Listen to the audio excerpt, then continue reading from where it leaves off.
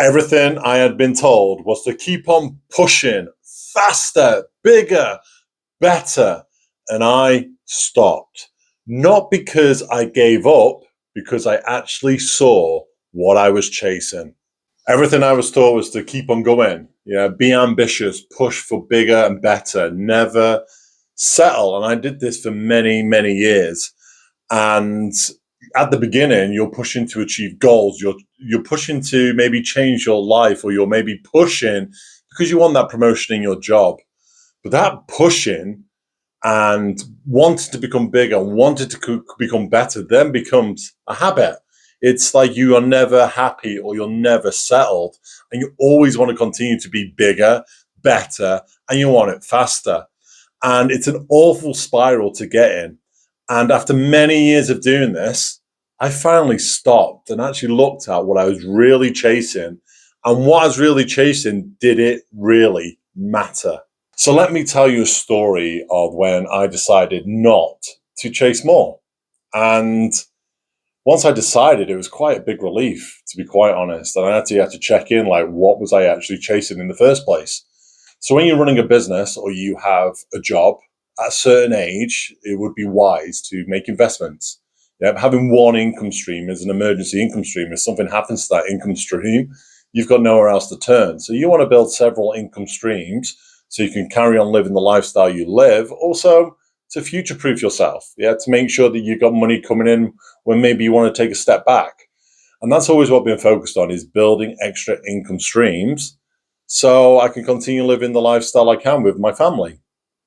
And it came to looking at a new investment property. And I went to the bank because, you always get good debt is borrowed debt, and you make someone else pay for it. And we did the calculations of how much I was putting in and how much the bank was putting in, and it was no problem.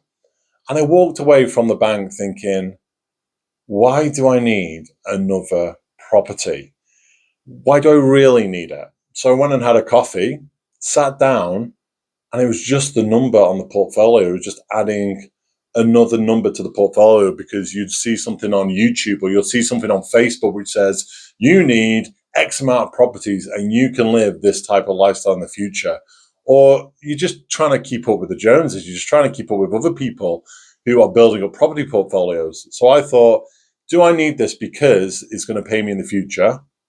Or am I just doing it because I need to do it because that's what I've been told to do, and it's something I'm chasing? I'm chasing a number, I'm chasing an achievement, and I'm chasing a milestone. And if the answer is number one, well, I need it because for the future of my family, to provide for my family, then I would have pursued that property. But when I really thought about it, I was pursuing a milestone. I was just adding a property to the balance sheet. Yeah, but that's all I was doing. And I could probably do better things with that money. So I sat down and had the coffee, and I came to the realization that I just got to stop chasing. Yeah. And when you learn to stop chasing, the world opens up. More options open up.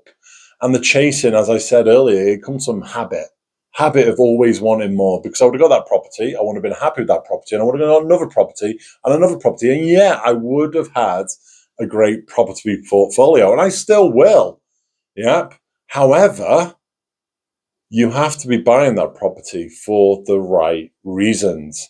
Yeah, you have to be wanting to progress in your business or in your job for the right reasons, or you will lose your identity of where you're really heading. And this is why so many men can hit the age of 40 and feel so disconnected from themselves, because they're always chasing the rabbit, and you can never catch up with the rabbit. There's always going to be another rabbit to chase.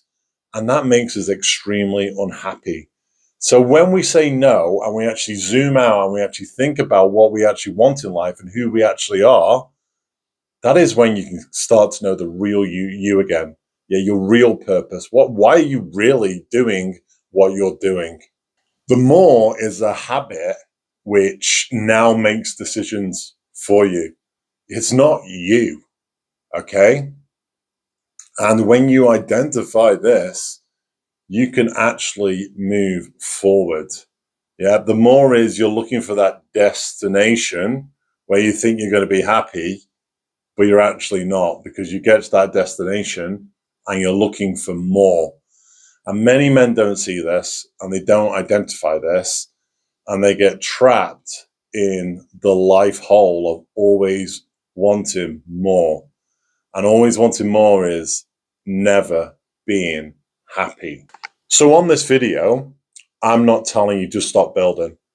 I'm certainly not stopping building. I enjoy building. I enjoy building a business. I enjoy doing great things. I enjoy achieving things. But what I want you to decide is, what are you actually building for? And when you actually get that right, there's no problem in building. But if you're building just for the sake of it, because you have built that habit of wanting more, then your life is always going to be like that. So keep on building, but find the identity on why you're building. Why do you want to build? Why are you doing this? And when you find that purpose, you can build, but you can also be happy.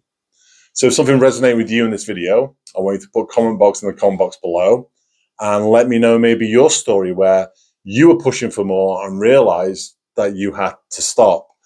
And in the pinned comments below, you can also find my Drift newsletter, where I'll be sharing weekly tips on how you can take your life to happier levels by building a successful business or career.